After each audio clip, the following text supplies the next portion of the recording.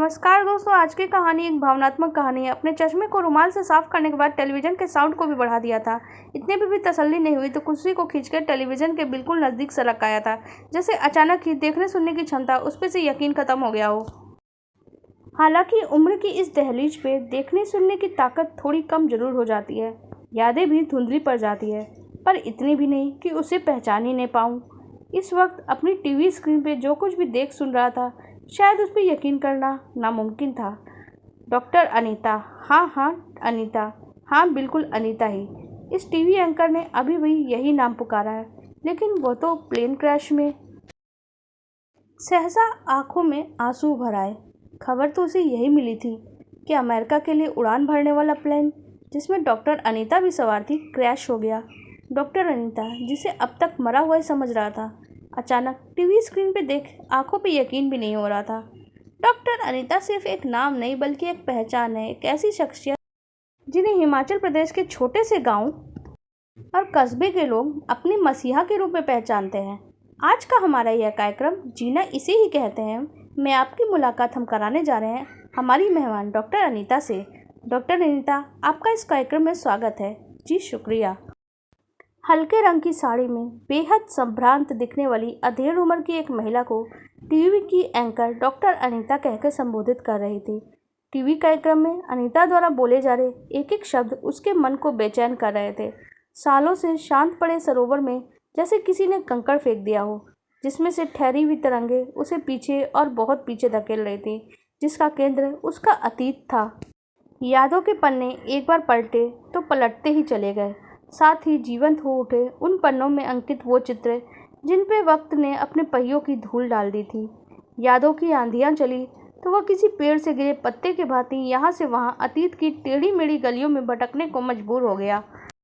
देवदार के पत्तों से ढके हुए रास्तों से होता हुआ वो रोहतांग पास लेह मनाली जा पहुँचा था, जहाँ प्रकृति इस वक्त खुद को चांदी के आभूषणों से सुसज्जित की हुई थी।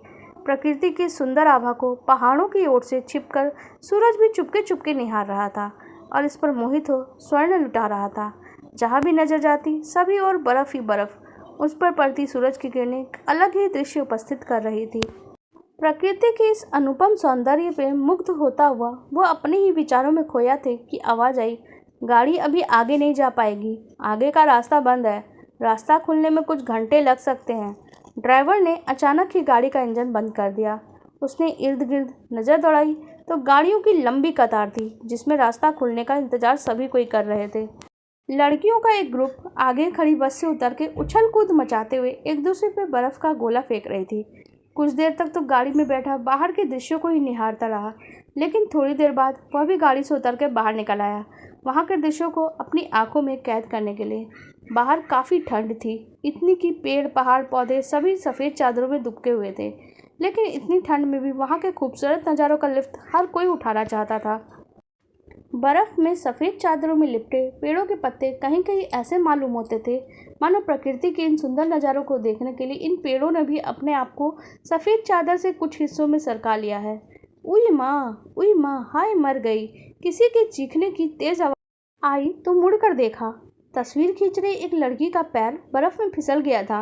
वो लड़की एक हाथ में कैमरे को थामे बर्फ़ में फिसलती हुई सहारे के लिए दूसरे हाथ से किसी पेड़ की टहनी को पकड़ने की कोशिश कर रही थी। उसने लपक कर उस लड़की का हाथ थामा और अपनी ओर खींच लिया था। लड़की की बड़ी काली काली आंखों ने उसकी ओर कृतज्ञता से देखा। पल भर के बाद खुद को संभालती हुई उससे थोड़ी दूरी पर जाके खड़ी हो गई। एक पल के लिए एक दूसरे को बस खामोशी से देखते रहे, लेकिन दूसरे ही पल लड़की झटकर अपनी टूटी हुई सैंडल को ठीक करने में लग गई। थोड़ी देर खड़ा तो वही लड़की को देखते रह गया, लेकिन अगले पल महसूस हुआ अकारण ही यूँ खड़े होकर चुपचाप किसी को देखते रहना बेवकूफ़ी है, इसलिए खुद के खड़े रहने का कोई औचित्य न समझ के वहाँ से जाने के लिए अपना कदम दूसरी दिशा में आगे बढ़ाने ही वाला था। तभी लड़की ने अपनी गर्दन उठा के उसकी तरफ देखते हुए कहा, मेरी जान बचाने के लिए शुक्रिया। अगर आप वक्त पे मौजूद नहीं होते तो मालूम नहीं मेरे साथ क्या हो जाता। इतनी ऊंचाई से गिरने के बाद मेरी हड्डी पसली तो एक ही हो जाती। इतना कहते ही भी उसके होंठ मुस्कुरा उठे। लेकिन आपको ये जोखिम उठाने की क्या ज़रूरत थी? यह जगह तो किसी के लिए भी खतरनाक साबित हो सकती है। यहाँ कोई बहुत फिसलन है। वो मैं उस खूबसूरत नज़ारे को अपने कैमरे में कैद कर लेना चाहती थी, लड़की ने उंगलियों के इशारे से पहाड़ी के नीचे उस खूबसूरत नज़ारे की ओर इशारा किया। तो आप फोटोग्राफर हैं? जी नहीं, मैं मेडिकल फाइनल ईयर की स्टूडेंट हूँ, बस तस्वीरें खींचने का शौक़ है। आपका नाम? मुझे जानने वाली मेरी सहेलियाँ मुझे प्यार से अनु बुलाती हैं। वैसे मेरा नाम अनीता है। छुट्टियों में अपने घर मनाली जा रही हूँ और मुझे मेरे करीबी दोस्त राजू बुलाते हैं। वैसे मेरा नाम राजीव है। मैं छुट्टियों में यहाँ घूमने आया हूँ। तो कितने दिन का प्रोग्राम है आपका? 2-4 दिनों का है। इतने कम समय में आप भला क्या ही घूम पाएंगे? यहाँ की खूबसूरती देखने के लिए तो कम से कम 1 हफ्ते का समय चाहिए ही। और यहाँ इस वक्त मैं खड़ा होकर देख ही तो रहा हूँ। क्या? उसने आश्चर्य से उसकी ओर देखा। खूबसूरती? मेरा मतलब है यहाँ के नज़ारे सच में कितने खूबसूरत हैं, कितने हसीन है ना? अनीता की आंखें कुछ पल के लिए झुक गईं और हौले से उठकर राजीव के चेहरे पर ही टिक गई। आप बातें काफ़ी अच्छी बना लेते हैं। लेखक हैं? अनीता ने जिज्ञासा भरी नज़रों से देखा। नहीं, अभी MBA की पढ़ाई पूरी की है। दिल्ली में मेरे पापा का बिजनेस है, उसे ही संभालना है। वैसे मैं यहाँ हफ्ते भर रुकने को तैयार हूँ, लेकिन शर्त यह है कि आप मेरी गाइड बनेंगी। मुझे आपकी शर्त मंजूर है। वैसे आप मनाली में कहाँ ठहरने वाले हैं? होटल ली ग्रीन मॉल रोड। फिर तो आप बिल्कुल मेरे घर के नज़दीक हैं।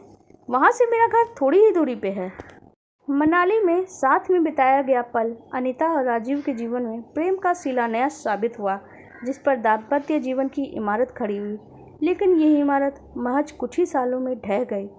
बाबूजी, खाना लगा दूं? घर के नौकर ने कमरे के दरवाजे से आकर आवाज़ लगाई तो राजीव वर्तमान में लौट आया।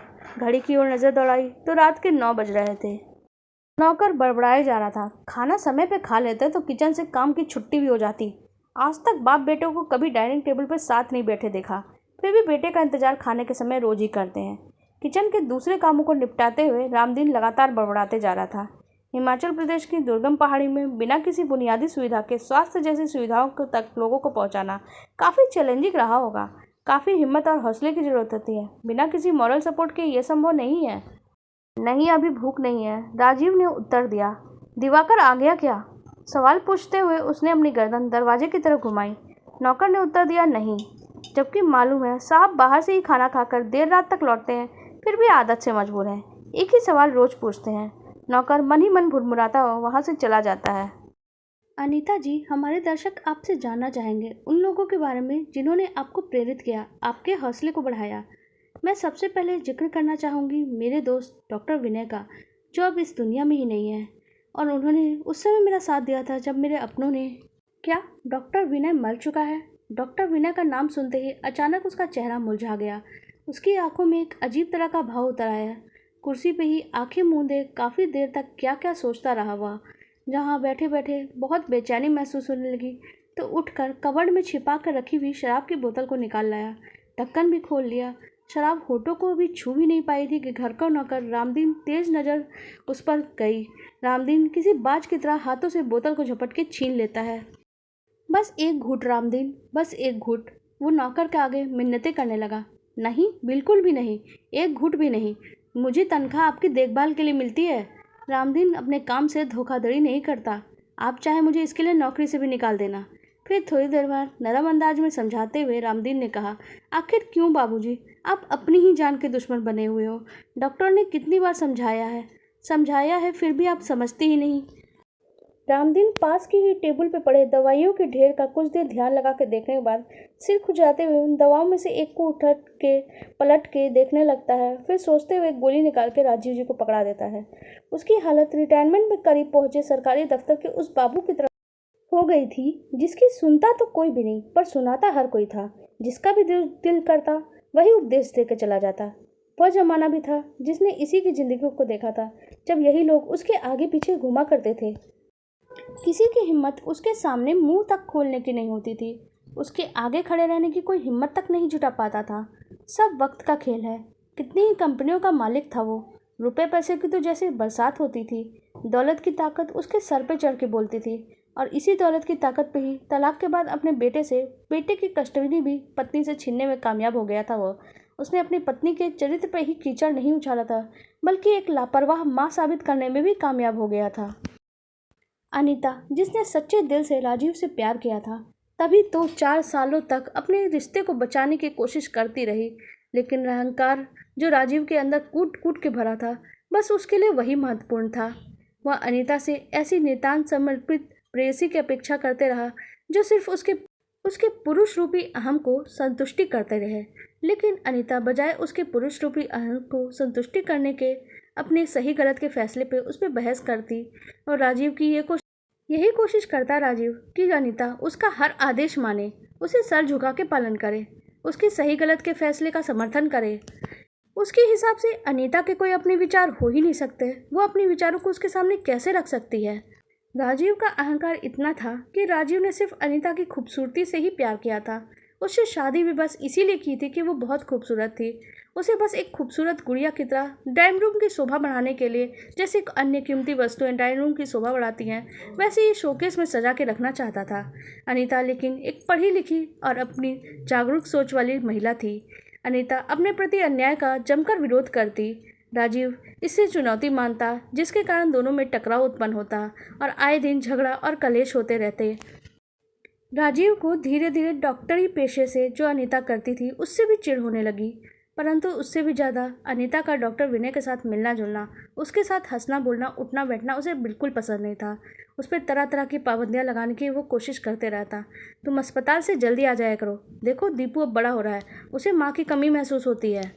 अनीता ने जवाब दिया, तो क्या उसे पिता की कमी महसूस नहीं होती? तुम भी तो बिजनेस के सिलसिले में महीनों बाहर रहते हो, वो भी तुम बाहर मत रहा करो। देखो घर बैठे बिजनेस नहीं संभाला जाता, इतना बड़ा एम्पायर है, इतनी बड़ी संपत्ति है, सब कुछ ऐसे ही नहीं हुआ है। तुम्हें बिजनेस के बारे में जानकारी ही क्या है? तुम तो इस 2 कौड़ी के डॉक्टरी के पैसे को छोड़ क्यों नहीं देती? तुम्हारी कमाई से घर के खर्चे तो छोड़ो, घर के नौकरों के वेतन भी नहीं हो सकते। और किस चीज़ की कमी दी है मैंने तुम्हें? नौकर चाकर, रुपए पैसे, गाड़ी बंगले, गहने कपड़े, सुख सुविधा की सारी चीजें, सब कुछ तो दे दिया है मैंने तुम्हें। ये फिर अस्पताल का नाटक क्यों कर रही हो? खुद को देखो, मरीजों के बीच रह के खुद भी मरीज जैसे दिखने लगी हो। बौखलाहट और गुस्से में राजीव जो अपने मन में आए वही कहते जा रहा था, और उसकी बातें अनीता के मन को नहीं, उसके आत्मसम्मान को भी ठेस पहुंचा रही थी। लेकिन अपने अहंकार और दौलत के नशे में डूबा हुआ राजीव अनीता की पीड़ा को नहीं समझ पा रहा था, बिल्कुल भी समझने में नाकाम था। राजीव की बातों से आहत हो गई अनीता। अस्पताल से लेकिन नर्स का फ़ोन आता है, लेकिन कुछ ही देर पहले मिली हुई दुख, पीड़ा, छलनी किए गए मन, कुठाराघात और आत्मविश्वास को छत विछत करने के लिए गए बातों, सबको दरकिनार करके वो अस्पताल की ओर चल पड़ी। अभी कुछ घंटे पहले ही तो वहाँ से आई हो, राजीव ने तिरछी नजरें करते हुए कहा। इमरजेंसी है, एक डॉक्टर का कर्तव्य और उसकी जिम्मेदारियां किसी बिजनेसमैन की समझ से बाहर की बात है। अनीता ने ठीक राजीव के अंदाज में कटाक्ष करते हुए उसे आईना दिखा दिया। मुझे सब पता है तुम्हारे और डॉक्टर विनय के बीच क्या चल रहा है। इमरजेंसी का बहाना करके उससे मिलने जा रही हो। राजीव की हालत अभी बिल्कुल किसी खिसियानी बिल्ली जैसी हो रही थी। राजीव को गुस्से में बड़बड़ाता छोड़ के अनीता अस्पताल के लिए निकल जाती है, क्योंकि राजीव की बातों से ज़्यादा अभी पेशेंट जरूरी था। आज अस्पताल में उसे एक इमरजेंसी सर्जरी करनी थी, लेकिन उसका ध्यान ठीक से नहीं लग रहा था। किसी तरह से उसने सर्जरी की और ऑपरेशन थिएटर से बाहर आकर अपने हाथ धोए, चेहरे पे ठंडे पानी के छींटे मारे। थकान से उसका बहुत बुरा हाल होता जा रहा था। अपने केबिन से बाहर आकर कॉफ़ी मंगवाई थी कि टेलीफोन की घंटी बज उठी। मेम साहब, दीपू बाबा चुप ही नहीं हो रहे, मम्मा मम्मा पुकार के लगातार रोते जा रहे हैं, लगता है उनको बुखार भी हो गया है। घर की नौकरानी ने एक ही सांस में सब कुछ कह दिया। अनीता अपनी कॉफ़ी वहीं टेबल पे छोड़ के घर की तरफ भागती है। घर पहुंच के अनीता सीधे दीपू के कमरे में जाती है, लेकिन शांति से बिस्तर पे सोया हुआ था। अब माथे को छू के देखा तो उसका माथा भी ठंडा था, बुखार नहीं था उसे। फिर प्यार से माथे को चूम के कमरे से चुपचाप बाहर निकल आई। दीपू के कमरे से बाहर आकर अनीता नौकरानी को आवाज़ लगाती है। दीपू तो सोया हुआ था, क्या हुआ था उसे? नौकरानी नज़र नीचे करके चुपचाप खड़ी हो जाती है। मैं कुछ पूछ रही हूँ, क्या हुआ था दीपू को? वो मैडम जी साहब ने मुझको फ़ोन करने के लिए कहा था। ठीक है तुम जाओ। नौकरानी पल्लवी वहाँ से चली जाती है। राजीव, राजीव, गुस्से से चिल्लाती हुई अनीता अपने कमरे में आती है। तुम इस हद तक नीचता पे उतर आओगे? तुम्हें मेरी समझ के परे हो गए हो तुम। बर्दाश्त की सीमा अब ख़त्म हो रही है। पहले तुम ड्राइवर से जासूसी करवाते हो, अब बच्चे का इस्तेमाल कर रहे हो। तुम इतना नीचे गिर जाओगे मैंने ये नहीं सोचा था। आज अनीता के सब्र का बांध सचमुच टूट चुका था। उसने मन ही मन दृढ़ निश्चय कर लिया, अब पूरी तरह से खोखले होकर इस रिश्ते को ख़त्म कर देगी। उसने तलाक का नोटिस राजीव को भेज दिया। राजीव भी कहाँ शांत बैठने वाला था। अनीता द्वारा भेजे गए तलाक के नोटिस को अपने पौरुष के अहंकार पर लगी चोट का बदला उसने उसके चरित्र पर कीचड़ उठा के किया, उसे बदनाम कर दिया। उसका मन फिर भी नहीं बढ़ा। उसने उसे एक लापरवाह माँ होने का ठप्पा लगा दिया और उससे बच्चे की कस्टडी भी छीन ली। बुरे से बुरे सपने में भी अनीता ने इस दिन की कल्पना नहीं की हुई। उसके बच्चे की कस्टडी तक उससे छीन ले गई थी। हालांकि अपने चरित्र पर उछाले गए कीचड़ की उसे परवाह नहीं थी, क्योंकि किसी भी स्त्री के मनोबल को तोड़ देने की, उसे अपनी ही नज़रों में गिरा देने की, खुद को अपराधी समझने के लिए बाध्य करने के लिए, प्रायश्चित की आग में जलते रहने के लिए छोड़ देने के लिए समाज के इस पुराने फार्मूले को वो बखूबी जानती थी। सब कुछ छोड़ के हमेशा के लिए वो अमेरिका चली जाना चाहती थी, सिर्फ इसलिए ताकि वो अपने दिल पे लगे जख्मों को मिटा सके, अपनी ज़िंदगी नई तरीके से नई जगह पे शुरुआत कर सके। तलाक के कुछ महीनों बाद ही वो अपनी अमेरिका जाने की प्लानिंग में जुट गई। कहाँ, कैसे, क्या करना है, सब कुछ तय कर लिया था। वक्त आने पे वीज़ा प्राप्त करने में भी सफल हो गई। अब अमेरिका जाने के लिए प्लेन का टिकट उसके हाथ में था। लेकिन अनीता से बच्चे की कस्टडी छीन कर भी राजीव को चैन नहीं मिला था। अपने खरीदे हुए आदमियों के द्वारा उसने हर बात की जानकारी प्राप्त कर ली थी। इसीलिए अनीता के अमेरिका जाने वाली बात भी उसे मालूम हो गई थी। उसने टिकट की डिटेल भी किसी तरह से हासिल कर ली थी। अगले ही दिन खबर आई, अमेरिका जा रहा प्लेन रास्ते में ही क्रैश हो गया और उसमें सभी सवार यात्री मारे जा चुके हैं। अनीता की मौत की खबर पाकर राजीव को बहुत ही गहरा सदमा लगा। धीरे धीरे उसे अपनी गलतियों का एहसास होने लगा। प्रायश्चित की आग में वो जलने लग गया। नतीजा यह था कि उसका मन अपना बिजनेस में लगता। धीरे धीरे कई कंपनियां बंद तक करनी पड़ गई। दौलत का नशा जिस रफ्तार से चढ़ा था उसी रफ्तार से उतरने लगा था। अमेरिका जाने के एक दिन पहले डॉक्टर विनय अनीता से मिलने आया था। तो डॉक्टर अनीता, तो तुमने हार मान ही ली ना? तभी तो तुम यहाँ से भाग जाना चाहती हो। नहीं, ऐसा नहीं है। ऐसा नहीं है तो और क्या है? ऐसा करके तुम लोगों की बातों को सच कर देना चाहती हो, जिन लोगों ने तुम पर घिनौने आरोप लगाए हैं। नहीं, ऐसा बिल्कुल नहीं है। मैं सिर्फ अपने अतीत से पीछा छुड़ाना चाहती हूँ। जब तक यहाँ रहूँगी दुखी होती रहूँगी। मेरा अतीत कभी मुझे आगे नहीं बढ़ने देगा। मुझे बस शांति चाहिए। डॉक्टर अनीता, तुम क्या समझती हो भाग जाने से तुम्हें शांति मिल जाएगी? ये तुम्हारा वहम है। भागने से शांति नहीं मिलती, बल्कि जीवन के उद्देश्य को सुंदर बनाने से शांति मिलती है। मेरे पास तुम्हारे लिए एक प्रपोजल है। मैं नहीं चाहता तुम्हारे जैसी काबिल और मेहनती डॉक्टर यहाँ से भाग जाए। तुम अपनी सेवा उन लोगों को दो जिनकी तुम्हारी ज़्यादा ज़रूरत है। मैं तुम पे कोई दबाव नहीं बना रहा। ये तुम्हारा फैसला है। जो भी तुम्हारा फैसला होगा मुझे मंजूर होगा। डॉक्टर विनय ने संयोग से हिमाचल प्रदेश में रहने वाला था। वहाँ डॉक्टर विनय की बातों ने अमेरिका जाने के फैसले को उसने बदल दिया और जीवन के उद्देश्य को भी बदल दिया। अब नई अनीता ने जन्म ले लिया था।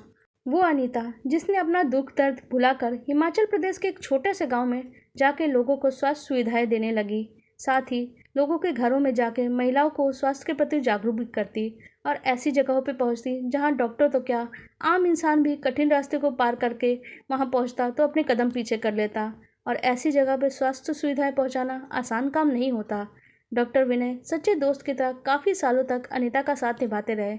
लेकिन ऐसा एक दिन हुआ जब हिमाचल प्रदेश में प्रकृति के प्रकोप ने कहर बरसा दिया।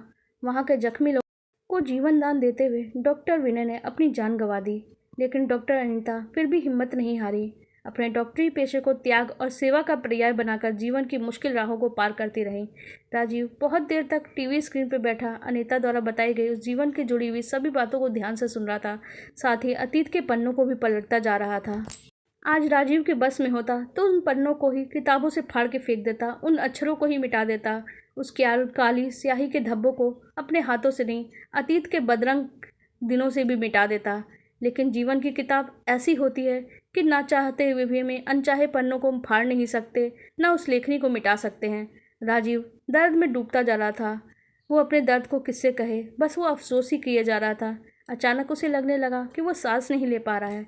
सांस लेना चाहता था, लेकिन उसे ऐसा लगा जैसे उसका सीना जकड़न से बढ़ता जा रहा है और उसे सांस लेने में बहुत दिक्कत महसूस होने लगी। कुर्सी से उठ के 2 कदम आगे बढ़ना चाहा, लेकिन पैरों में शून्य सा महसूस हुआ। वह मुश्किल कुछ ही कदम चल पाया होगा कि चक्कर खा के गिर पड़ा। राम दिन, मुँह से बस इतनी ही आवाज़ निकली और आंखों के सामने अंधेरा हो गया। मिस्टर राजीव, क्या आप हमें सुन पा रहे हैं? उसके कानों में बहुत दूर से यह आवाज़ आती सुनाई दे रही थी। धीरे धीरे आंखें खोलने की कोशिश करिए, देखिए। वह आंखें खोलने की कोशिश करने लगा और खुद को ऑपरेशन थिएटर में पाता है। आंखों के सामने डॉक्टर अनीता के साथ कुछ और डॉक्टर भी खड़े थे। राजीव, आप अब कैसा महसूस कर रहे हैं? क्या आप हमें देख पा रहे हैं? हमें सुन पा रहे हैं? उसने धीरे से हाँ में सिर हिलाया। गुड, ये आपका बहुत बड़ा ऑपरेशन हुआ है। हमने तो हार मान ली थी, लेकिन सच में आप बहुत किस्मत वाले हैं। संयोग से डॉक्टर अनीता जैसी काबिल डॉक्टर हमारे शहर में सेमिनार अटेंड करने आई हुई थी। डॉक्टर बत्रा के पास इनका नंबर था। इन्होंने इनसे संपर्क साधा और आपकी डिटेल भेजी। आपकी केस हिस्ट्री देखते हुए बिना देरी किए हुए ये वहाँ फ़ौरन पहुँच गई। इनकी ही देखरेख में आपका जटिल ऑपरेशन कामयाब हुआ है और आपकी जान बच पाई है, वरना तो आपकी जान बचाना हमारे बस की बात नहीं थी। ठीक है, फिर आपको कुछ देर के लिए ऑब्जर्वेशन में रखा जाएगा। राजीव एकटक अनीता को देखे जा रहा था। उसकी आंखों से लगातार बहती आंसुओं की धारा ने अनीता की आंखों को भी नम कर दिया था, जिसे अनीता ने वहां मौजूद डॉक्टरों से छिपाते हुए धीरे से पोंछ लिया था। राजीव को ऑब्जर्वेशन रूम में शिफ्ट कर दिया गया और वहां उसे ग्लूकोज चढ़ाया जा रहा था। सिस्टर, ये मेडिसिन आप तुरंत मंगवा लीजिए। अनीता राजीव की वर्तमान स्थिति को देखने के लिए वहीं खड़ी रह जाती है। तभी राजीव अनीता की हथेलियों को धीरे से अपने हाथों में थामते हुए किसी बच्चे के भांति फपक के रोने लगता है। अनीता ने जिन आंसुओं को अब तक काबू में रखा था, भावना का वेग वो सह नहीं पाया और आंखों से आंसुओं की धारा बह निकली। क्षमा हृदय में सबसे महान गुण होता है और क्षमा ऐसे व्यक्ति के लिए जो प्रायश्चित की आग में जल रहा हो। डॉक्टर अनीता जैसी विशाल हृदय की स्वामिनी के लिए ये कोई मुश्किल काम नहीं था। उसने आखिर राजीव को क्षमा कर ही दिया। दूर कहीं पहाड़ों की गोद में सूरज पूरे दिन की तपिश से जल रहा था। आपको हमारी ये कहानी कैसी लगी कमेंट सेक्शन में ज़रूर बताइएगा। साथ ही वीडियो को लाइक कर दीजिएगा और हमारे चैनल को भी सब्सक्राइब कर लीजिएगा। धन्यवाद।